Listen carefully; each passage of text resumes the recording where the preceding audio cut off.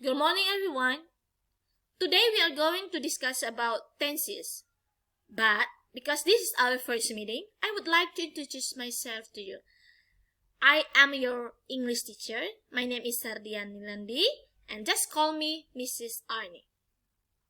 If we talk about tenses, I think you have got it before, right? Or you have learned it before.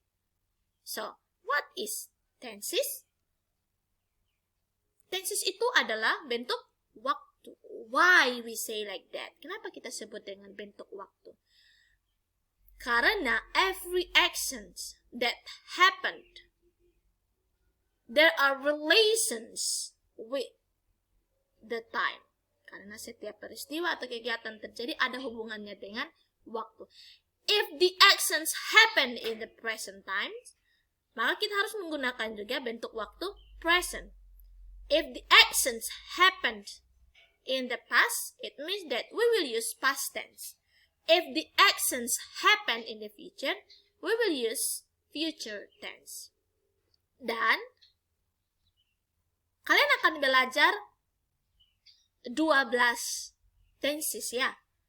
But actually there are 16. Ada 16. Tapi kalian akan belajar 3 bagian besar saja dan dijabarkan menjadi 12. They are present tense, past tense, and future tense. Okay, and then now kita akan berbicara tentang present tense terlebih dahulu.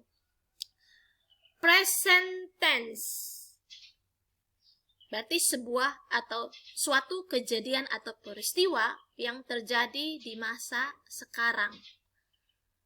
Itu yang pertama. Kemudian untuk menyatakan kebiasaan yang terjadi atau secara berulang-ulang. Atau untuk menyatakan kebenaran umum. Nah, sekarang kita berbicara dulu tentang non-verb.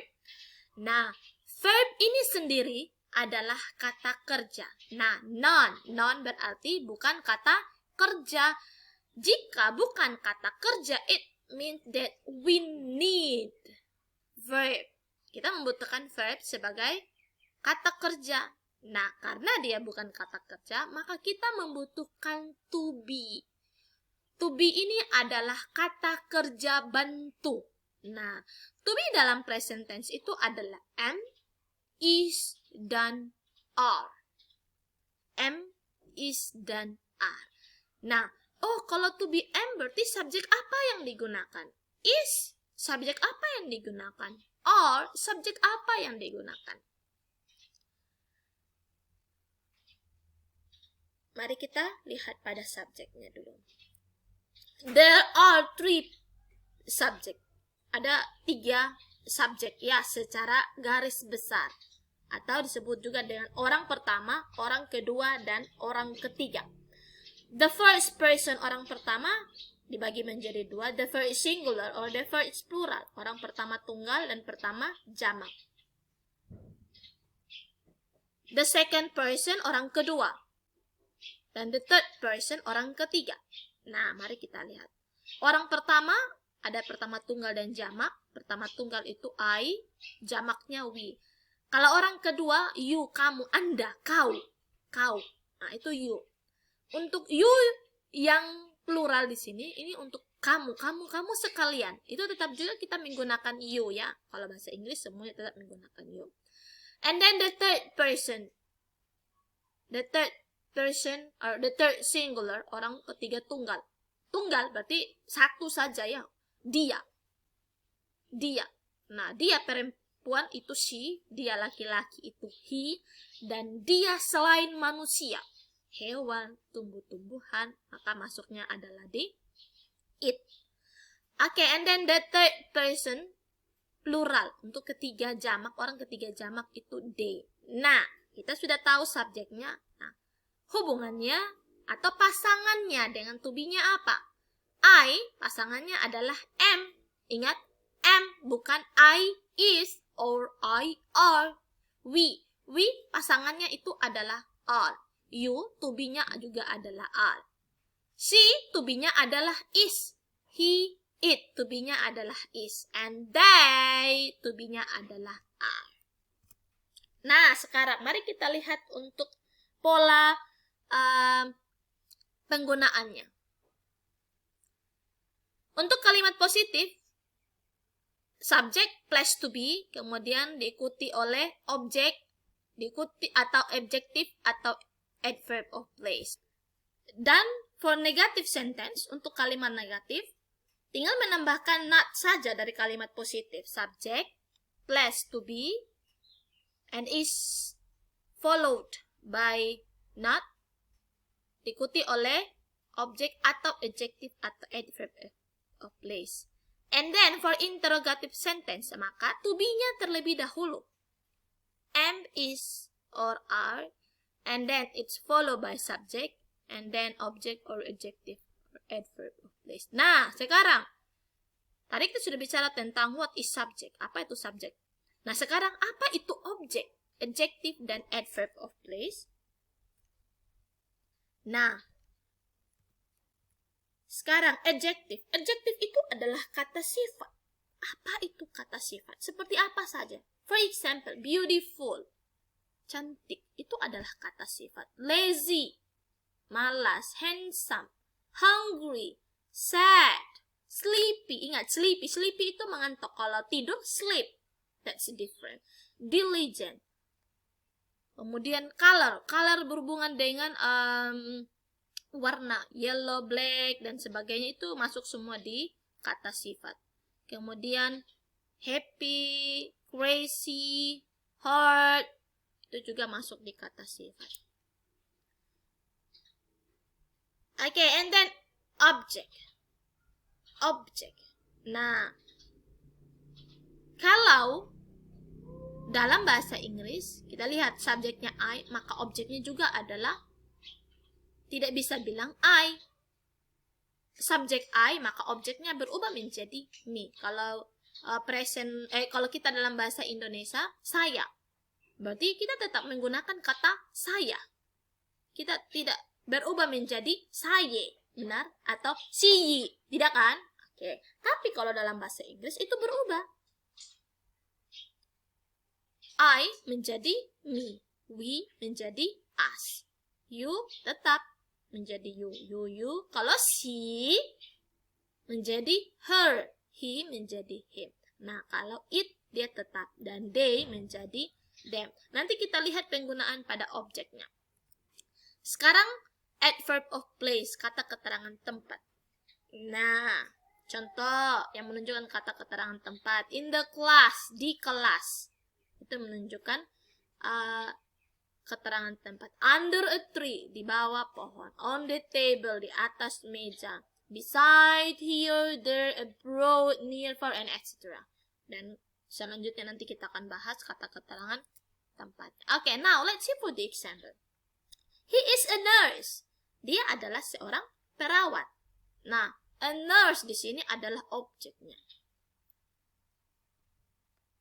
He is not a nurse. Dia bukan seorang perawat.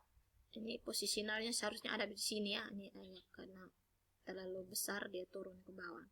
He is not a nurse. Nah, not-nya berada setelah to be. Apakah dia seorang perawat? Is he a nurse? Kalau menjawab ya, berarti yes he is. Kalau tidak, no he isn't. Oke. Ini kalau kita berbicara tentang objek. Nah, bagaimana untuk menerangkan adjektifnya? She is so diligent. Dia sangat rajin. Nah, so diligent ini adalah adjective. She is not so diligent. Ingat, penempatan notnya adalah setelah or after is. And then, for interrogative sentence, is she so diligent? Yes, she is. No, she is. Apakah dia sangat rajin? Ya dan tidak. Oke, sekarang untuk menunjukkan adverb of place. They are in the hospital. They subjeknya they, maka diikuti oleh to be are. Kalau di sini subjeknya adalah she, maka diikuti oleh subjek is tidak bisa, CR tidak bisa, CM. Okay? They are in the hospital. They are not. Ingat posisinya not ini berada after to be. Dan seterusnya. Nah, for example, mari kita lihat contohnya. She blah blah blah at home right now. She ini adalah subjek. At home ini apa? Ya, at home ini adalah kata keterangan tempat. Right now, ini sekarang adalah kata keterangan waktu. Coba, to be apa yang digunakan? Ya, to be yang digunakan adalah is. She is at home right now.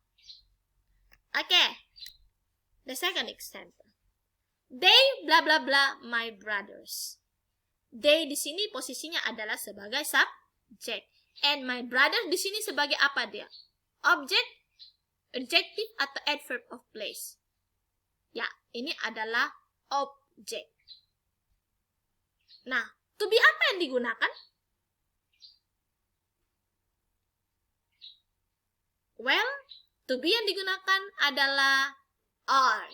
They are my brothers. The next example. My children, blah blah blah, very beautiful. Nah, ibu harus menjelaskan the children. Children di sini jamak dari child. My child berarti anak saya satu. Kalau my children berarti anak-anak saya. Anak-anak saya berarti dia singular atau plural. Ya, ini jamak ya. Nah, kalau jamak dia masuk pada subjek apa? She, he, it atau they? Ya, dia ini masuk pada they. So, to be yang digunakan adalah to be. Ya, to be yang digunakan adalah are. My children are. Kalau misalnya dia my child saja, bukan children, maka to be yang digunakan di sini adalah to be is. Okay? Okay. Next. I blah blah blah your mother Kendrick. Saya blah blah blah ibumu Kendrick. Nah, to be apa yang digunakan? Ini paling gampang sudah di sini. Kalau ada juga yang tidak tahu subjek I to be-nya apa, itu terlalu. Okay.